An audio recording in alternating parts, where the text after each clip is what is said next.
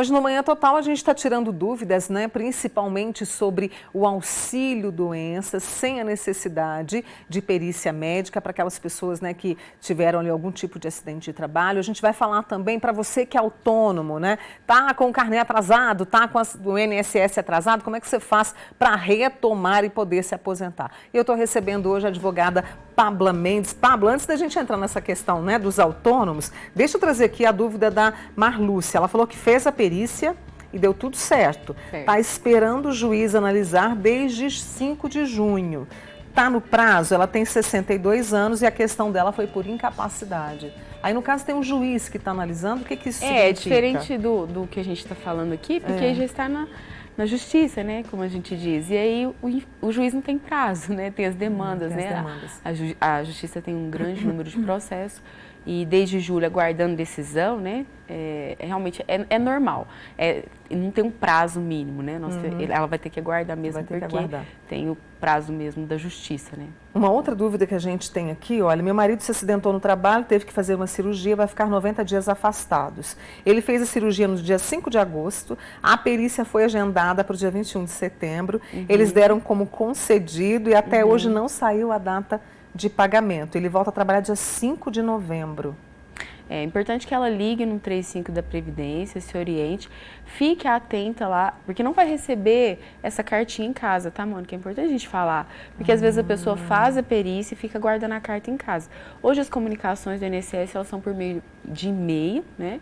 E lá no site mesmo. Então é importante que ela entre lá no aplicativo, ele entra, né, no aplicativo, tem um item lá que chama extrato de pagamento, carta de concessão. Tem vários quadradinhos assim, ela pode procurar, se tiver a carta de concessão, já vai ter concedido o valor e o banco para sacar, e no extrato de pagamento vai ter o dia que esse benefício já vai estar disponível para saque.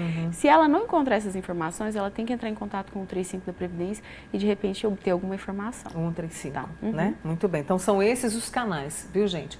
Agora, aquelas pessoas que são autônomas, como o caso que eu acho que, se não me engano, da Patrícia, e que pagam ali o INSS, né, para poder garantir aí a aposentadoria. Mas, de repente, pararam de pagar. Como é que é feito isso? Como é que se, né, calcula, gera para poder pagar e continuar em dia? Então, Mônica, o INSS pago em atraso, uma coisa que tem que fazer com muito cuidado, muita cautela. Por quê? O INSS, nos últimos... Quando esse período em atraso é dos últimos 5 anos, a própria pessoa pode entrar lá no site da Previdência, na verdade ele leva para o site da Receita Federal, onde você vai colocar as competências, ele vai colocar o salário de contribuição, vai gerar juro, multa, e ela vai conseguir fazer o pagamento. Mas muito cuidado, porque não é só pagar, o INSS ele pode exigir a comprovação dessa atividade remunerada, entendeu? Entendi. Se for em período superior a 5 anos, ela tem obrigatoriamente que comprovar essa atividade, tem que fazer um requerimento do INSS, abrir um processo administrativo, anexar os documentos que comprovam que ela esteve trabalhando, que ela exerceu, como por exemplo, imposto de renda, notas fiscais, a inscrição no conselho de classe, por exemplo, se ela for dentista ou se ela é médica, enfim. Tem que comprovar essa atividade remunerada, o INSS autorizar. Eu sempre digo isso, por que autorizar? Porque é caso em que o segurado vai lá, ele emite a guia, ele paga a guia, o INSS não contabiliza aquilo para fins previdenciários, que é o motivo pelo qual a gente quer, que é a aposentadoria, enfim. E tem que analisar também, porque às vezes, com a reforma da Previdência em 2019, a aposentadoria por tempo de contribuição, ela deixou de existir, com algumas regras, com a regra como era, 35 anos, mas ela tem regras de transição. E quando a gente paga o INSS em atraso para períodos anteriores a 2019, por exemplo, para 2 regras de pedágio, que tem que pagar um tempo a mais, o INSS ele não está aceitando isso administrativamente.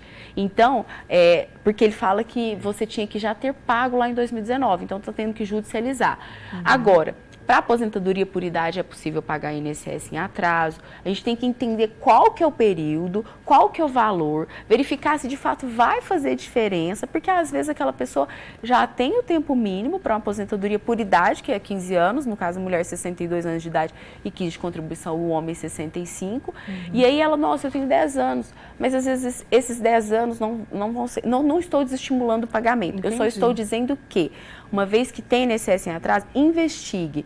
Porque às vezes realmente vai fazer diferença, às vezes a pessoa vai se aposentar antes, às vezes vai fazer diferença na renda da pessoa, mas só mesmo analisando, verificando o período, as provas, o salário, que a gente consegue verificar se é importante, se é vantajoso ou não. Entendeu? Deixa eu trazer aqui a minha amiga Cristina Moraes, trabalhou 10 anos de carteira assinada, hoje ela é MEI, mas não está exercendo. É melhor encerrar o MEI e pagar o INSS sobre um salário para aposentar? Ela tem 46 anos, Pabla. Então, ela tem que analisar esse MEI porque ela está inadimplente, né? Está inadimplente. Aí ela tem que verificar isso, porque MEI em atraso ela fica impedida de fazer várias coisas. Mas para fins previdenciários, ela pode pagar daqui para frente, entendeu? Só que aí a questão do MEI dela estar regular, para ela poder emitir a nota fiscal, fazer todos os procedimentos que são, né, e os benefícios também do MEI. Mas para fins previdenciários, ela pode sim, ou pagar esse INSS em atraso. Se for para aposentadoria por idade, a gente tem que analisar, mas ou pode pagar daqui para frente também. Sobre o valor de salário, mano, que a gente tem que olhar qual que é a média de contribuição em data anterior ao que ela quer voltar a contribuir. Por quê? Porque às vezes a pessoa pagou sobre um valor alto, né, a vida toda, faltam aí 5 anos para se aposentar, e ela fala, vou pagar sobre o salário mínimo.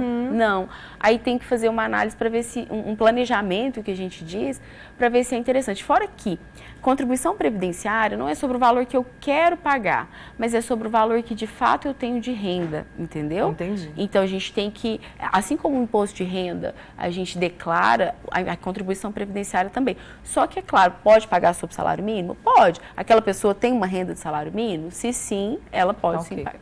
Nosso tempo está terminando, mas deixa eu trazer aqui mais uma pergunta, né, da Lourdes. Para aposentar, a mulher tem que ter quantos anos de contribuição e qual a idade mínima? A idade mínima é 62 anos de idade, 15 de contribuição. 15 de contribuição, né? Mônica, paguei 13 anos, parei a uns 7, hoje tenho 70. O que eu faço? A Marlene Brandão. Paga 2, completa 15 e aposenta. 13 anos, ela disse, né? Exatamente. Paga 2. Paga 2 e... Completa os 15. Completa os 15. E aposenta por idade. E aposenta por idade, viu? Obrigada, Pabla Mendes, mais uma vez por ter vindo aqui conversar conosco. Seja sempre muito bem-vinda, tá? Eu agradeço. Bom dia. Pabla Mendes, advogada aqui em Direito Previdenciário conosco. E obrigada a você também que participou.